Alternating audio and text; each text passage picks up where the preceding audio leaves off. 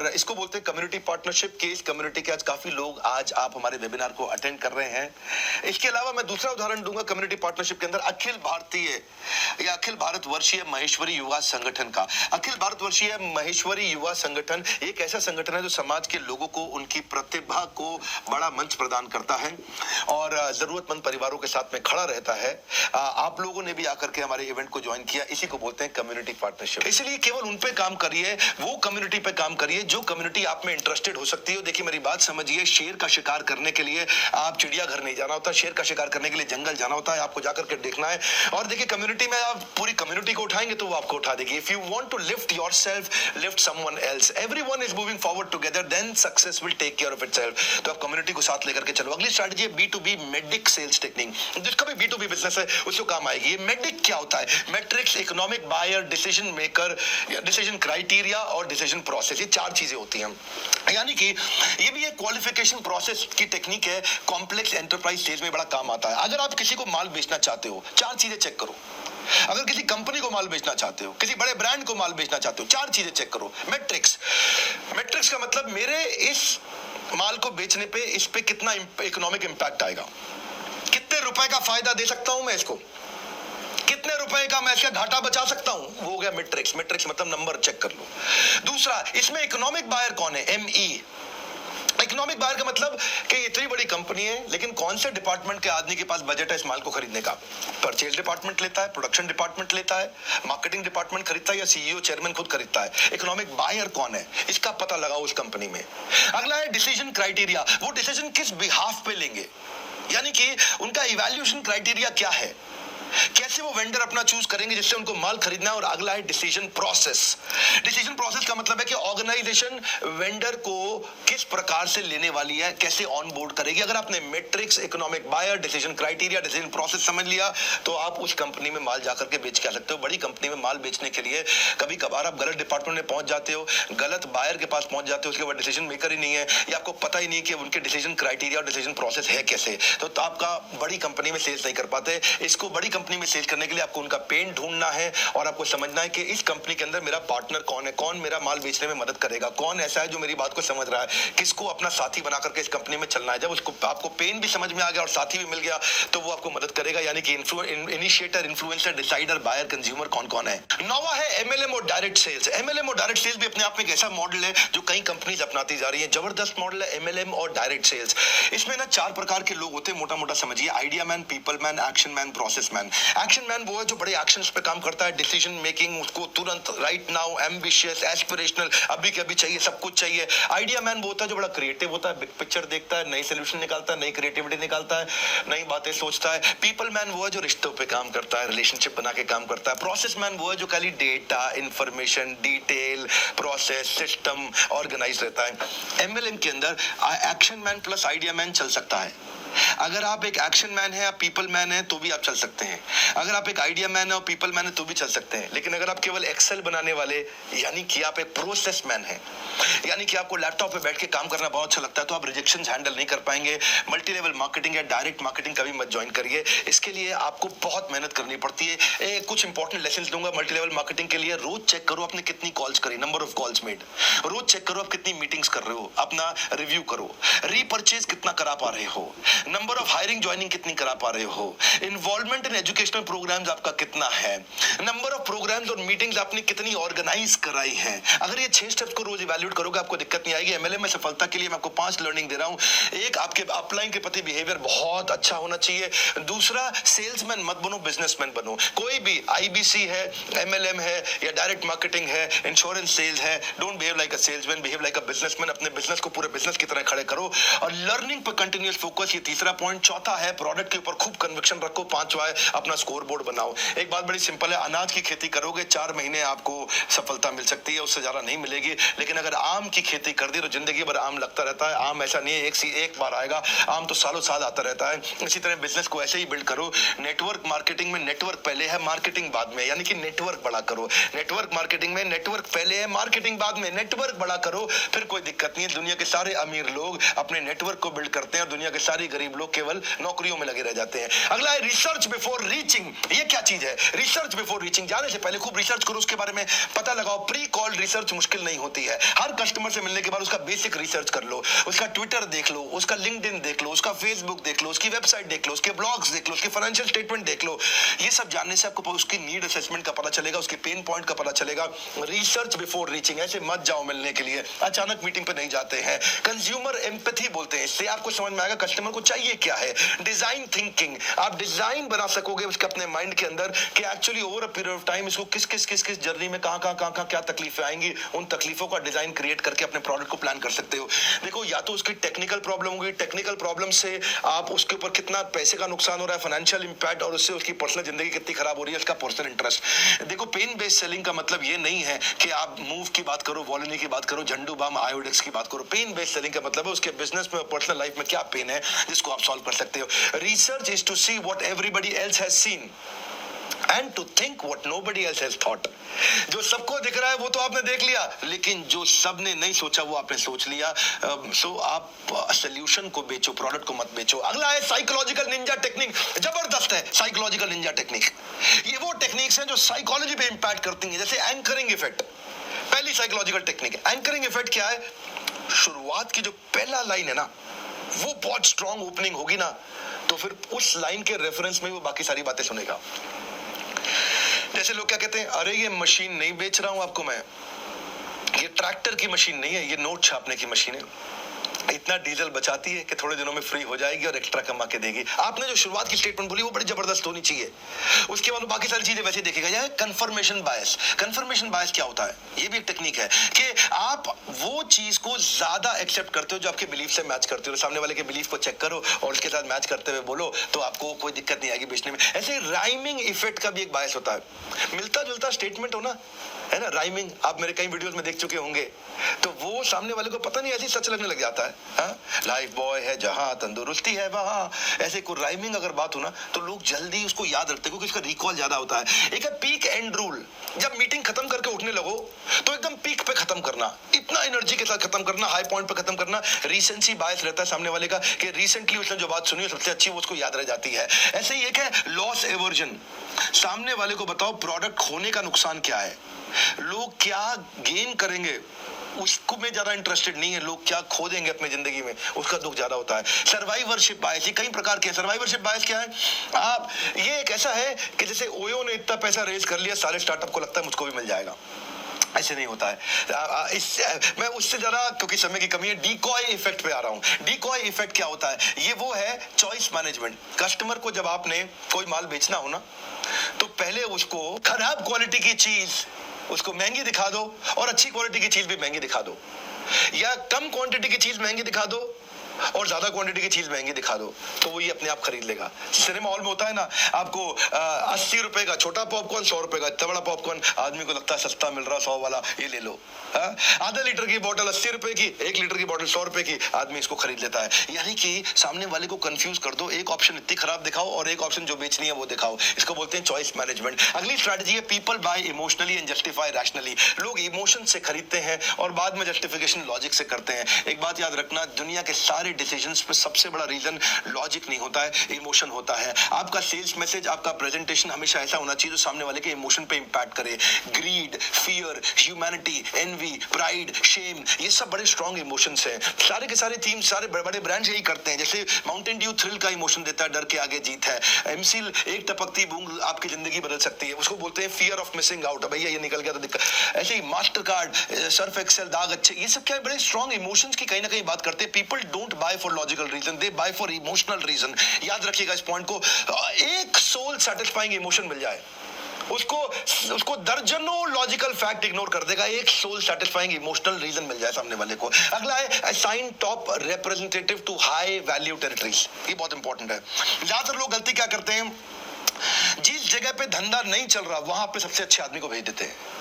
जिस मार्केट में, जिस टेरिटरी में, जिस डिस्ट्रीब्यूटर के पास, जिस रिटेलर के पास, जिस कस्टमर के पास माल नहीं बिक रहा, वहां सबसे अच्छे आदमी को भेज देते हैं। बिल्कुल गलत तरीका है।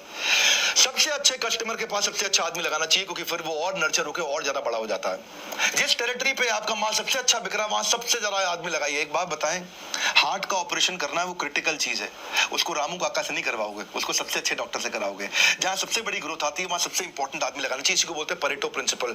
आपके 20% क्लाइंट आपको 80% रेवेन्यू देते हैं, तो यानी कि उस 20% क्लाइंट पर सबसे अच्छी मैन पावर लगाओ। बहुत लोग गलती कर जाते हैं, जिस मार्केट में धंधा हो ही नहीं रहा वहां सबसे ज्यादा इंटेलिजेंट आदमी लगा दिया, भाई तू निकाल के ला यहां से। ना ना ना ना, हल्के आदमी से धीरे धीरे शुरू कराओ, जब वहां ग्रो करे तो और इंटेलिजेंट आदमी लगा दो। जितना ज्यादा क्रिटिकल एरिया है उतने ज्यादा केपेबल मैन पावर आपको चाहिए, इसको याद रखिएगा। एनालिटिकल आदमी लगाओ जो रैपो बिल्ड कर सके जाके कस्टमर से। मेरी भी कुछ मार्केट ऐसी है जहां पे मेरा बिजनेस बहुत ज्यादा ग्रो करता है, मैं वहां और इंटेलिजेंट लोग लगा दिए, नर्चर करते हैं वो जाके क्लाइंट्स को, डिसीजन मेकर को। उसके पास पोटेंशियल परफॉर्मेंस स्किल विल होना चाहिए, तभी उसको केपेबल मैन पावर माना जाएगा। अगली स्ट्रेटजी जैब जैब जैब हुक, इसको बोलते हैं गिव क्यूब आस्क। क्या मतलब हुआ जैब जैब जैब का? मतलब हुआ एक वो बॉक्सर के ऊपर किताब लिखी थी जिल रॉले ने। वो क्या बोले, एक अच्छा बॉक्सर क्या करता है, पहले 3 बारी जैब करेगा, ऐसे जैब जैब जैब करेगा, है ना, ऐसा ऐसा हाथ दिखाएगा और बाद में अचानक ठॉक हुक करेगा, क्योंकि इससे वो कंफ्यूजन क्रिएट करता है। ऐसे ही आपको भी अगर सामने वाले को अगर कुछ माल बेचना है तो पहले उसको दो, गिव गिव गिव, इतना दे दो कि रिलेशनशिप बन जाए, इमोशनल बैंक अकाउंट आपका बिल्ड हो जाए। एक तो फाइनेंशियल बैंक अकाउंट है, एक इमोशंस का, रिश्तों का भी बैंक अकाउंट होता है। कृष्ण भी कहते हैं ये यथामाम प्रपद्यन्ते ताम सतैव भजाम्यहम्, कि लॉ ऑफ इंक्रीजिंग रिटर्न, जब आप दोगे उससे ज्यादा तो आपको मिलेगा, उससे भी कहीं ज्यादा जो ज्यादा आपने दिया था। यानी कि ज्यादा दो, शुरू में रिलेशनशिप बिल्ड करो, give give give then ask. ऐसे ही हम भी अपने YouTube चैनल पे करते हैं, पहले पूरा वीडियो देते हैं, लास्ट में बोलते हैं भाई सब्सक्राइब करना चाहो तो आप कर सकते हो।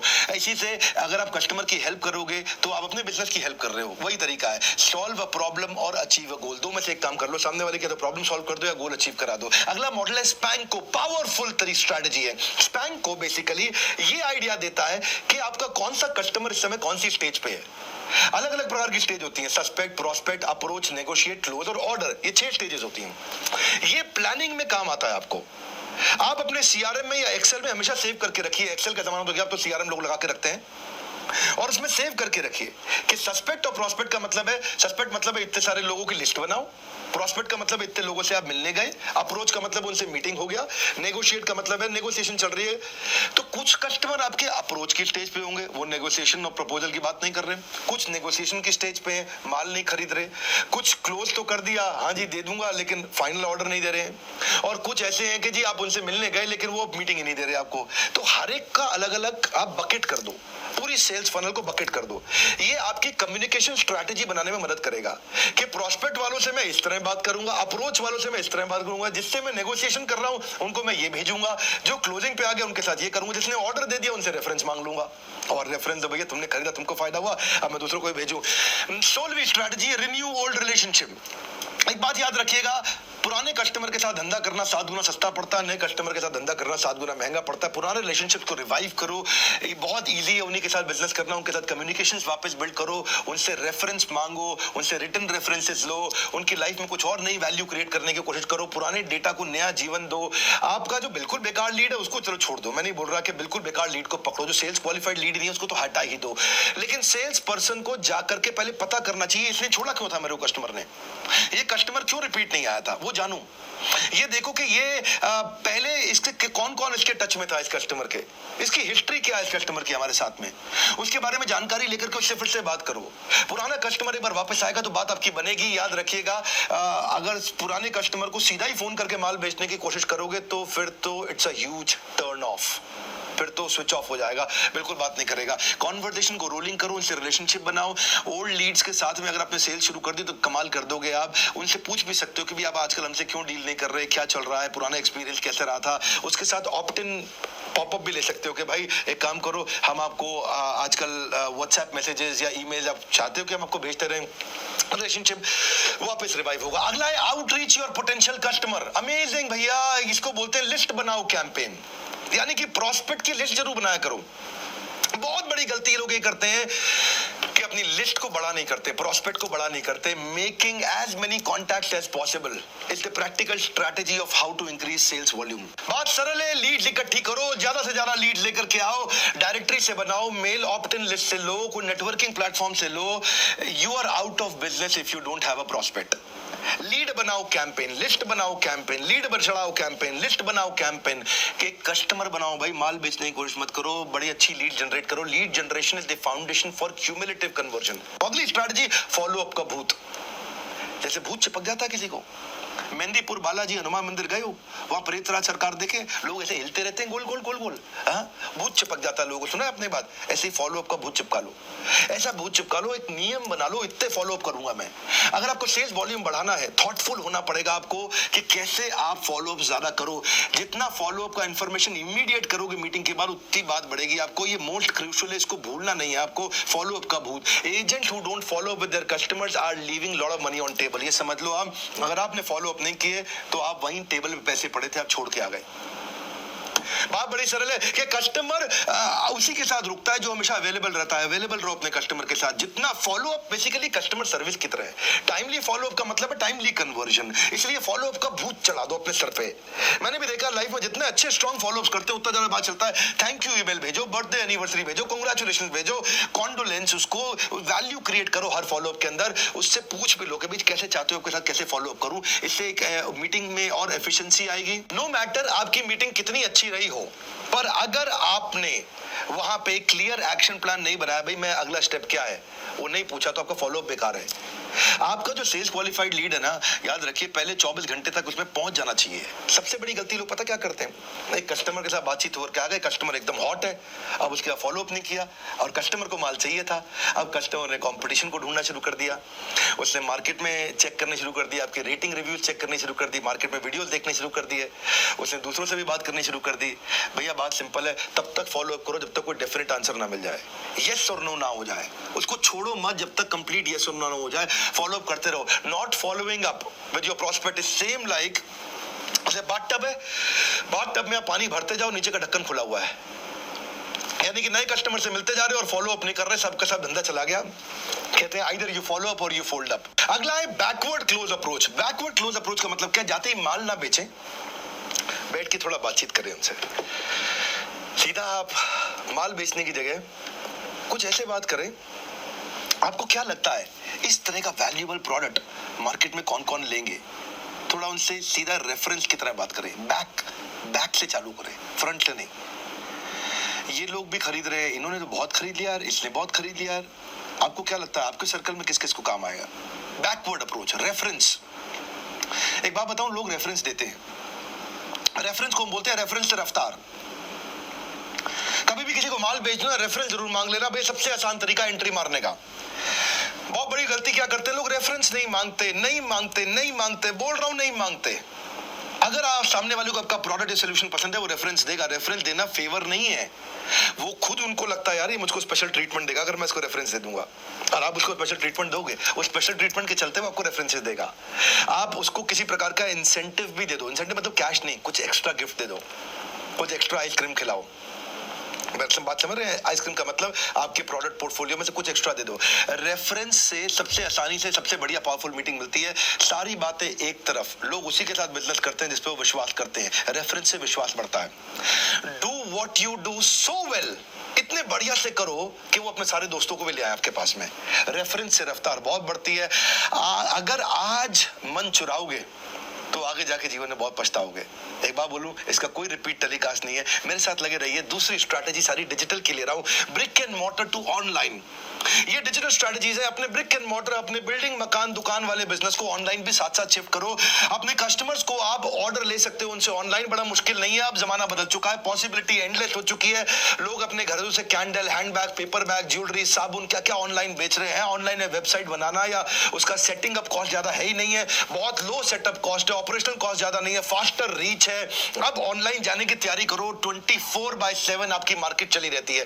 या तो आप दुकान सुबह 9 से रात 9 खोलते हो, लेकिन वहां पे आपकी दुकान 24 घंटे खुली रहती है ऑनलाइन में। रात को भी माल बिक रहा होता है, आप सो रहे हैं तो भी आप कमा रहे हैं। और इसमें क्विक पेमेंट का मॉडल तो बड़ा अच्छा है ही। बायर के आप इंटरेस्ट को भी समझ जाते हो, बाहर को खरीदना क्या है। जो भी आप माल बनाते हो उसके लिए प्लेटफॉर्म तैयार है पहले से, चाहे अलीबाबा जाओ, बिग बास्केट, सेल भाई, craft villa, Flipkart, Amazon, lime road, home shop, Paytm shop, clues, eBay, Snapdeal, ये भी पेटीएम मॉल, नापतोल, ये मिंत्रा। इतना तेज बोलता हूं मैं, मिलेंगे नहीं लोग आपको इतना तेज बोलने वाले। अगली स्ट्रैटेजी है 21वीं, social media is no more social, it is is commercial. Social media अब सोशल नहीं रह गया, कमर्शियल हो गया है। लिंक्डइन की पोस्ट मनु जैन शाओमी की उनकी इतनी तेज क्यों ग्रो करती हैं? क्योंकि वो लोग के साथ में पर्सनल इंटरेक्शन की तरह बिहेव करते हैं। ऐसा लगता है कि जैसे पर्सनल इंटरेक्ट कर रहे हैं। सोशल मीडिया से पैसा कमाना, यहीं से उन्होंने ग्रोथ करी थी शाओमी ने, और सोशल मीडिया से आगे चल के आज कहां पहुंच गए। बाबा रामदेव की वीडियोस वायरल क्यों होते हैं? क्योंकि वो स्पेसिफिक प्रॉब्लम सॉल्व कर रहे हैं। देखिए, if the dog doesn't like your dog food, तो no matter how good the food is, it is waste. बात बड़ी सिंपल है। पैकेजिंग से कोई मतलब नहीं है। सामने वाले को आपकी बात पसंद आनी चाहिए, आपका कंटेंट अपने आप वायरल हो जाएगा, सोशल मीडिया अपने आप कमर्शियल हो जाएगा आपके लिए। किसी को इस बात से मतलब नहीं आपने कितनी बार ऐड दिखाई, लोगों को इस बात से मतलब है कि आपकी ऐड का दिमाग में असर कितना आया। क्या आपको मालूम है मेरे चैनल वायरल क्यों हुआ, या एंटरप्रेन्योरशिप के मामले के अंदर वर्ल्ड में नंबर 1 क्यों हुआ? क्योंकि मैं कस्टमर की बर्निंग प्रॉब्लम ढूंढता हूं, एक क्लियर सेंट्रल मैसेज देता हूं। इस बार सेल्स की बात कर रहा हूं तो खाली सेल्स की बात करूंगा। एनिमेशंस हम ऐसे देते हैं जो कोई भी नहीं देता है। कोई एनिमेशन नहीं खर्च करता इतना पैसा कोई भी वीडियो पे।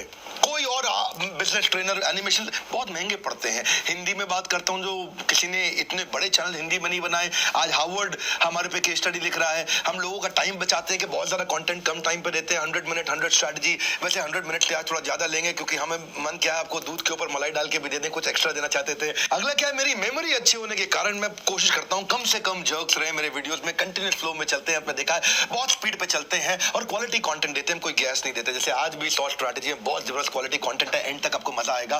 कंटेंट मार्केटिंग जो है ना, ये कोई नंबर गेम नहीं रह गया, ये रेलेवेंस का गेम है। फेसबुक, अगर आप लाइक माइंडेड लोग चाहते हैं तो फेसबुक का पेज बनाइए। इंस्टाग्राम 14 से 28 साल की उम्र के लोगों में इंस्टाग्राम बहुत फेमस हो चुका है। लिंक्डइन, अगर आप प्रोफेशनल बिजनेस ओनर्स या कॉलेज फ्रेशर्स पे फोकस करना चाहते हैं, लिंक्डइन अब केवल ऑनलाइन रिज्यूमे नहीं है, लोगों की डिजिटल रेपुटेशन होती है। यूट्यूब चैनल तो देख ही सकते हैं आप, सबके सब लोग स्मार्टफोन से यूट्यूब पे मूव कर ही रहे हैं। Social media replaces nothing but complements with everything. जो भी कुछ कर रहे हो उसमें सोशल मीडिया आपको काम आएगा ही आएगा। एक बात याद रखना कि बाहर अगर आपने कस्टमर को दुखी किया तो केवल 5 लोगों को बताएगा, पर अगर आपने सोशल साइट्स पे दुखी किया तो 5000 लोगों को बता देगा। अगली स्ट्रैटेजी है landing page is landmark. Landing page landmark का मतलब क्या है कि लैंडिंग पेज पे अपने सोशल मीडिया से ट्रैफिक को लेके आओ। आपने ब्रिक एंड मॉर्टर से ऑनलाइन कर लिया, ऑनलाइन के बाद आपने सोशल मीडिया से ट्रैफिक लिया, सोशल मीडिया को लैंडिंग पेज पे लेके आओ। लैंडिंग पेज आपका अच्छा होना चाहिए हमेशा, वहां पर ट्रैफिक आएगा, वहीं से कन्वर्जन होगा। कैची हेडलाइन डालो, बढ़िया सबटाइटल डालो, हाई क्वालिटी पिक्चर्स इमेजेस डालो, कॉल टू एक्शन वहां बड़े क्लियर लिखो, ऐसे बटन फॉर्म्स कॉन्ट्रास्ट कलर का कॉल टू एक्शन दे दो भाई, क्लिक नाउ हियर ना, मतलब जो भी है उनका, ताकि वो फॉर्म वगैरह भरे आपका। और रिलेशनशिप अपने सब्सक्राइबर्स के साथ वहां पे और बनाओ, उनको एजुकेट करो अपने लैंडिंग पेज पे, उनके साथ में उनका कॉन्टैक्ट डिटेल्स अपने लैंडिंग पेज से ले लो, उनको रीमार्केट रीटारगेट करो। एडवर्टाइजमेंट ना करना इस समय एक वर्चुअल सुसाइडल है। आपको लैंडिंग पेज पे लोगों को लेके आना चाहिए। आपका ब्रांड जो भी बोल रहा है, जो भी क्या बोल रहा है, आपका ब्रांड तो बेसिकली वो है जब लोग आपके पीछे से आपके बारे में जो बोल रहे हैं। सो मार्केटिंग के सारे मॉडल्स बेकार है अगर आपने प्रोडक्ट में कन्वर्जन नहीं हुआ। लैंडिंग पेज पे ही कन्वर्जन होता है। लैंडिंग पेज जबरदस्त बनाइए और मल्टीपल लैंडिंग पेजेस बनाइए अलग अलग प्रकार के लोगों के लिए। अगली strategy ROI with free tools. बहुत सारे फ्री टूल्स भी आते हैं। आप लैंडिंग पेज पर ट्रैफिक लेकर के आ गए, आप उनके साथ एंगेजमेंट कैसे करेंगे? जैसे इंस्टा पेज है, ये जबरदस्त एक फ्री टूल है। हमने अपने सारे पेड कोर्सेज में बहुत सारे टूल्स दिए हुए, उनको यूज कैसे करना पूरा सिखाया हुआ है, क्योंकि यहाँ पे आपको फ्री टेम्पलेट मिलेंगे, ऐसे लैंडिंग पेज मिलते हैं जिनसे आप कन्वर्जन कर सकते हो। कन्वर्ट किट भी एक बड़ा अच्छा है जो डायरेक्टली कनेक्ट करता है वेबसाइट से और इसमें ईमेल को वेबसाइट के साथ कन्वर्ट कर देता है। ईमेल के जो डेटाबेस होता है, इसे ईमेल ऑटोमेशन का मॉडल बोलते हैं। ईमेल ऑटोमेट होगी, सीधा वेबसाइट पर ट्रैफिक आपके आना शुरू हो जाएगा। गूगल कीवर्ड प्लानर भी आप ले सकते हो, ये भी फ्री है। बेसिकली सर्च इंजन ऑप्टिमाइजेशन में आपको मदद करता है। कॉपीराइटेड फ्री इमेजेस के और टेम्पलेट्स के लिए भी